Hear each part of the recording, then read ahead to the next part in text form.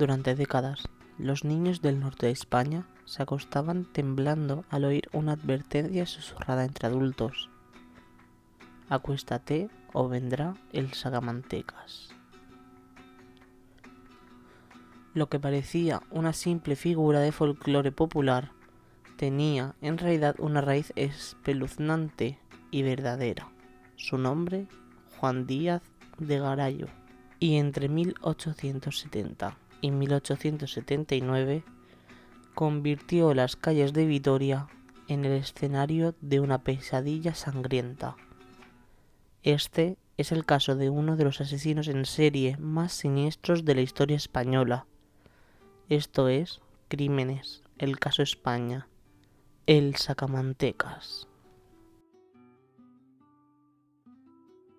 Juan Díaz nació en Eguilaz, Álava, en 1821.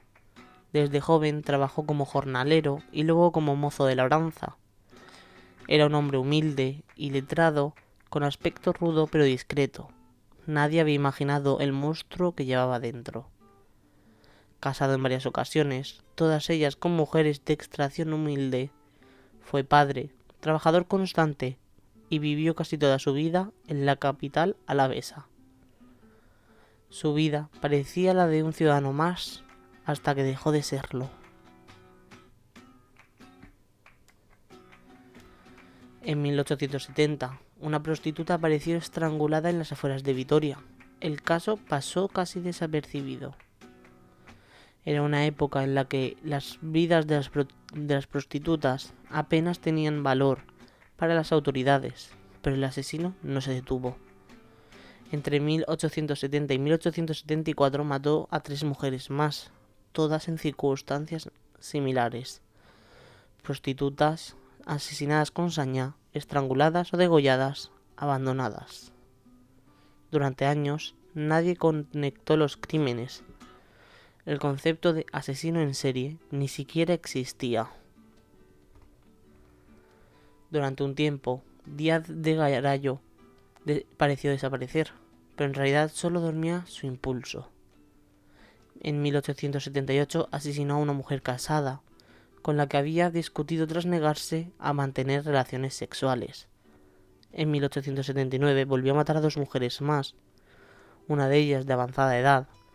El nivel de brutalidad crecía.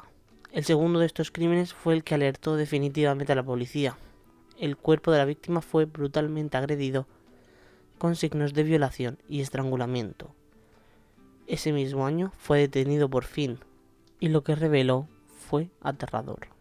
En 1880 comenzó el juicio contra Juan Díaz de Garayo. Fue declarado culpable de 6 asesinatos y condenado a muerte.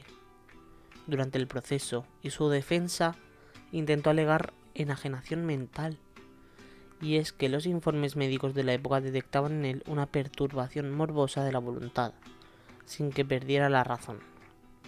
Pero no fue suficiente. El 11 de mayo de 1881, Juan Díaz de Garayo fue ejecutado públicamente mediante garrote vil, ante una multitud de vecinos y curiosos que acudieron en masa. Su figura fue rápidamente absorbida por el imaginario popular. Aunque nunca extrajo grasa humana, como decía el mito del sacamantecas, su caso encajó perfectamente con esa leyenda negra. Un ser que acechaba a los débiles, especialmente a mujeres pobres y ancianas, para matarlas brutalmente. Pero vamos a averiguar qué sabemos más de los asesinatos. El primer asesinato lo cometió el 2 de abril de 1870. Poco después de haber enviudado. A la caída de la tarde salió de la ciudad por el Portal del Rey, en dirección a los términos de Polvorín por la carretera de Navarra, en compañía de una joven prostituta. Siguieron curso arriba del arroyo llamado Recachiqui, que entonces corría por la cuenca que forman los altos de Judimendi y Santa Lucía. Al hallarse a bastante distancia de la carretera, se sentaron en una hondada de la orilla. Garayo sacó después 3 reales del bolsillo y se los entregó a la víctima, la cual al verlos empezó a increparle porque era muy corta la cantidad. El labrador le ofreció 1 real más, pero ella aseguraba que debían ser 5.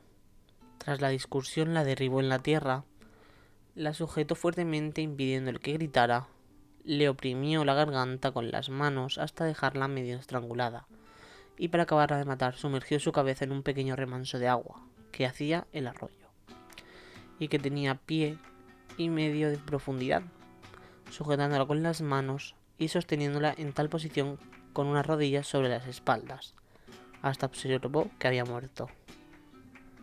A la mañana siguiente, un criado de una casa de Vitoria que caminaba por las orillas de Recachiqui, recogiendo flores y plantas medicinales, descubrió el cadáver medio sumergido en el agua. En los 9 años que medían entre 1870 y 1879, violó y asesinó al menos a esas 6 mujeres, 3 de ellas prostitutas de edades entre los 13 y los 55. Sus primeras víctimas fueron prostitutas, como ya hemos contado, a las que estranguló, al parecer por pedirle demasiado dinero tras mantener relaciones sexuales. En 1872 mató a una criada de tan solo 13 años, a la que estranguló, violó y remató. Ese crimen conmocionó a Vitoria, cuando solo 8 días después volvió a asesinar a una prostituta a la que violó, asfixió y abrió un canal para sacar sus vísceras. En ese momento es cuando cundió el pánico por la ciudad. En agosto de 1873, habiendo transcurrido un año desde el crimen de la Zumaquera, condujo a las inmediaciones del Polmorín, cerca del arroyo de Recachiqui otra vez, a una joven prostituta con la que repitió la misma escena. Habiendo contraído matrimonio por tercera vez en 1872 con Agustina Ruiz de Loizaga, enviudó de nuevo en 1876, en una muerte que, según Becerro de Bengoa, estuvo al parecer envuelta en el misterio. Un mes más tarde, Garallo contrajo nuevo matrimonio con una viuda de avanzada edad llamada Juana Ibisate, y de acuerdo con lo escrito por Becerro de Bengoa, vivió algún tiempo con ella en pasajera paz, bien pronto interrumpida por continuas discordias, hondas y mutuas recriminaciones y completo desarreglo doméstico. Además, Becerro de Bengoa cuenta que, tras estar unos 4 o 5 meses, encarcelado, el 25 de agosto se adentró por la carretera de Castilla hasta llegar al término medio del trayecto entre los pueblos de Gomecha y Ariñez, donde encontró a una mendiga anciana que intentó violar.